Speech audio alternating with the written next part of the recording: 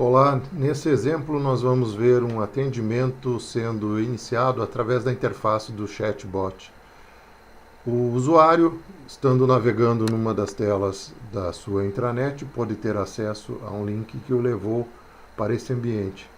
E percebam que ele já recebe uma saudação de boas-vindas, que a cada nova interação que ele faça com o bot acaba sendo ligeiramente diferente, recebendo um muito bom dia, ou recebendo uma frase de olá, bom dia, né? Então isso demonstra a possibilidade de nós estarmos humanizando também esse atendimento que será realizado através dessa interface. Já sabemos que estamos falando com o usuário, mas para um processo de confirmação de segurança, estamos pedindo que ele digite os 4 dígitos finais da sua matrícula, e caso ele tente digitar o 5º dígito, você percebe que ele não consegue, né? Então, podemos contar com recursos de máscaras para que seja formatada a informação também que tem que ser recebida de maneira adequada. Mais uma informação de confirmação, como por exemplo o ramal para contato. Isso poderia também estar sendo obtido via web services lá da sua base de atendimento de clientes. E aí o bot inicia, né, se oferecendo para fazer uma das tarefas que o Service Desk estaria à disposição para esse usuário, como abrir um chamado, agendar uma nova visita ou cancelar um agendamento. E ele tanto pode selecionar dessa lista, como ele pode dizer que ele deseja registrar um ticket, né, de atendimento, ou submeter a sua demanda em linguagem natural para que o bot identifique. E ele vai prosseguir por uma daquelas opções que melhor se qualifique com relação à demanda do usuário, que seria, nesse caso, abrir uma solicitação. Já numa especialização, né, procurando evoluir dentro de qual é o tipo de demanda desse chamado, então a gente poderia simplesmente querer abandonar o processo e falar com o atendente, ou solicitar uma mudança, ou pedir uma orientação, ou reportar uma falha, mas mesmo assim eu vou dizer que eu estou com, né, um erro no meu sistema, né? E ele vai dizer, ok, para essa alternativa eu posso te passar também para um atendente ou seguir pelo processo de reportar falha. Qual dos dois você prefere caminhar? E eu, querendo automatizar o processo e não interagir com o atendente, vejam, sempre esses processos serão definidos pela sua metodologia, pelo seu script, você terá total controle sobre esse encaminhamento da sequência. Nós procuramos hoje evitar que o atendente seja colocado no circuito. Vocês podem perceber que aqui também a gente tem mais uma opção para que o seu interlocutor possa também buscar um atendimento pessoal, se assim ele prefere. Mas, sabendo que é para reportar uma falha, ele pergunta para qual dos nossos serviços. E eu vou dizer que é para o serviço de acesso à rede. E agora, já buscando uma triagem inicial ou uma qualificação do atendimento, né, para que o próprio chamado possa ser aberto de maneira mais correta, ele está prosseguindo e querendo questionar, puxa, mas essa falha acontece quando? E eu vou dizer que é todo dia pela manhã, né? E ele vai entender e vai prosseguir dizendo, e quando essa falha acontece, a gente tem um meio alternativo para prosseguir? Eu vou dizer, olha, não, eu fico realmente totalmente parado, não consigo mais trabalhar. Isso já é suficiente para ele deduzir que a situação reportada produz um chamado de alta prioridade e que deveria ser atendido com SLA de 2 horas. Então, esse processo de definição de prioridade, de SLA, de fila de encaminhamento, todo ele já é feito pelo bot. Aí, prosseguindo na nossa tentativa de triagem, ele vai tentar nos ajudar a, né, esclarecer primeiro esse problema, mesmo que ele seja reportado como um chamado. Esse chamado poderia ser aberto já com status encerrado, caso o robô consiga resolver. Você já tentou reiniciar? E eu posso dizer ainda não, ou posso simplesmente clicar no não, né? Vamos usar um pouco de cada interface, e ele vai dizer, olha, eu posso te ajudar, até te mostrando um vídeo de como é que você faria para reiniciar a sua máquina, né?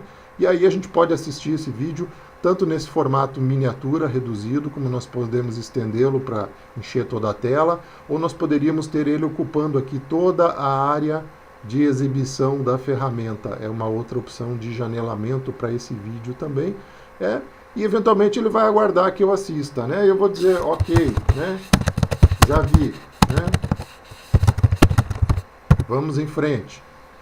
E ele vai perguntar, bom, fazendo isso, resolve o seu problema? Eu vou dizer, olha, infelizmente ainda não, o problema persiste, eu realmente vou precisar que alguém faça às vezes e venha falar comigo. Então, Dessa maneira, ele vai acabar, né, percebendo que precisa realmente de uma interação de alguém, e nós teríamos a opção ou de passar para falar com o atendente, nós vamos ver isso no próximo vídeo, ou poderíamos simplesmente prosseguir deixando o nosso registro do nosso chamado e até eventualmente mandando um print screen da tela que está dando erro, né? Então, por exemplo, eu poderia capturar aqui uma tela qualquer e dizer, olha, veja aí a tela que está dando, né? Veja a tela após reiniciar, né? O que acontece. E isso vai servir como elemento, inclusive, para ajudar como um anexo do chamado 768, né? 10768, que foi produzido lá na nossa base. Se eu precisasse ainda agora prosseguir para falar com o atendente, poderia seguir nesse caminho. Vamos deixar para o próximo exemplo. E vamos finalizar aqui simplesmente mostrando o chamado 10768 que foi aberto. Então, se eu não quero falar com o atendente, finalizou-se o nosso atendimento aqui. E nós temos a possibilidade de verificar, por exemplo, na nossa lista de chamados aqui, o chamado 10768, para que vocês comprovem a abertura dele, registrado como um incidente de software, né, já categorizado numa árvore correta, percebam, apesar de nós termos dito lá que era simplesmente uma falha no acesso à rede, que nós tentamos reiniciar, fizemos todo o processo, ele qualificou dentro da nossa árvore de incidentes de hardware, abriu esse chamado corretamente para a TreeTools com o Paulo, que está fazendo aqui a demonstração, então ele reconheceu esse Paulo técnico lá na conversa automaticamente, qualificou que o impacto desse chamado ele é totalmente parado, nós dissemos que acontecia todo dia e que nós não conseguíamos prosseguir com a conversa, a prioridade estabelecida como alta, vocês viram, né, ele chegou a comentar isso durante o atendimento, o prazo estabelecido de 2 horas, a nossa cópia de tela enviada, né, está aqui disponível para que um atendente que depois vá tratar do nosso chamado possa verificar a tela enviada pelo Paulo, o print screen da tela que eu teria enviado lá para ajudar no processo de diagnóstico, e ainda adicionalmente uma cópia de toda a conversa que o robô fez, integralmente, né, com a confirmação de matrícula, com todo o reporte da falha, da tentativa de reset que ele fez, mostrando que ele assistiu o vídeo, né, e de modo simplificado, só algumas informações que a gente considerou críticas da conversa, um pedaço da conversa, onde aqui a gente já não mostra a confirmação da matrícula, não mostra outras coisas, nós achamos que era importante reproduzir esse pedaço da conversa para que o atendente tivesse rapidamente algumas informações dos elementos principais.